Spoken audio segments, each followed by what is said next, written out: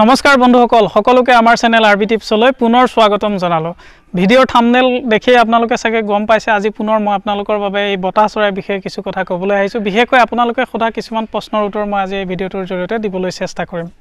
বন্ধুসকল বতাহ চৰাই সম্পৰ্কত আপোনালোকৰ বহুতো প্ৰশ্ন আহিছে মোৰ কমেন্ট বক্সত আপোনালোকে বহুতো প্ৰশ্ন ইতিমধ্যে কৰিছে যিবোৰৰ উত্তৰ মই আজি আপোনালোকক দিবলৈ চেষ্টা কৰিম আশা কৰো আপোনালোকে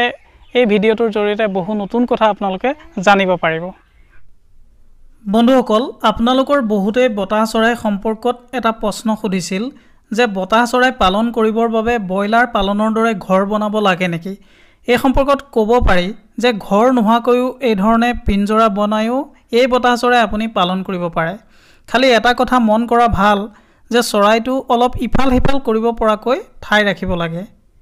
মাৰ্কেটৰ সন্দৰ্ভতো বহুতে এটা প্ৰশ্ন কৰিছিল যে আমি এই বতাহ চৰাই ক'ত বেচিম এনে ধৰণৰ প্ৰশ্ন কৰিছিল বন্ধুসকল বয়লাৰ পালনৰ দৰে কোম্পানীৰ দ্বাৰা বতাহ চৰাই পালন সম্ভৱ হৈ উঠা নাই এতিয়ালৈকে আপোনাৰ বাবে আপোনাৰ গাঁওখন বা আপোনাৰ ওচৰৰ বজাৰখনেই হ'ল এই চৰাইৰ বিক্ৰীৰ উপযুক্ত ঠাই টাউনত বসবাস কৰা সকলৰ বাবে নিজৰ টাউনখনেই হ'ল মাৰ্কেট দানা কি খুৱাব লাগে বুলিও আপোনালোকৰ বহুতে প্ৰশ্ন কৰিছিল সাধাৰণতে আপুনি মাকৈৰ গুৰি নাইবা বয়লাৰৰ যি দানা পায় সেই বয়লাৰৰ দানাৰ লগত কম দামী চাউল মিলাইও খুৱাব পাৰে বতাহ চৰাই পালন কৰিবৰ বাবে আপুনি আৰু দুটামান কথা জানি ল'ব বিশেষকৈ জাতৰ বিষয়ে আপুনি জনাটো অতিকৈ প্ৰয়োজন কণীৰ আৰু মাংসৰ বাবে দুই ধৰণৰ জাত আছে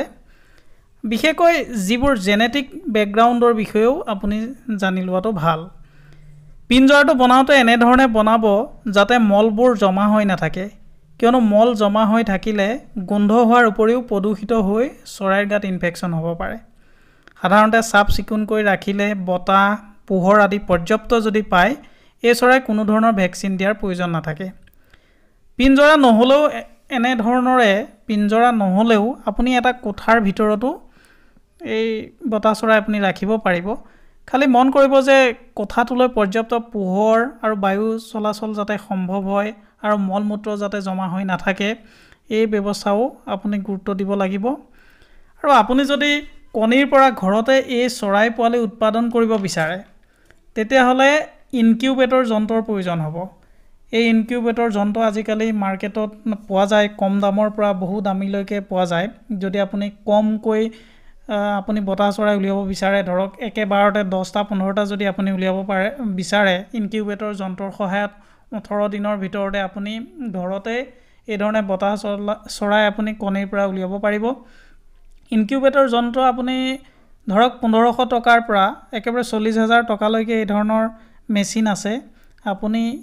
যদি এই চৰাই সম্পৰ্কত আৰু কিবা তথ্য জানিব বিচাৰে তেতিয়াহ'লে আমাক কন্টাক্ট কৰিব বন্ধুসকল আজিলৈ ইমানে আশা কৰো ভিডিঅ'টো চাই আপোনালোক যথেষ্ট উপকৃত হ'ব পাৰিছে যদি ভিডিঅ'টো চাই আপোনালোকৰ ভাল লাগিছে তেতিয়াহ'লে লাইক আৰু কমেন্ট কৰিবলৈ একেবাৰে নাপাহৰিব ধন্যবাদ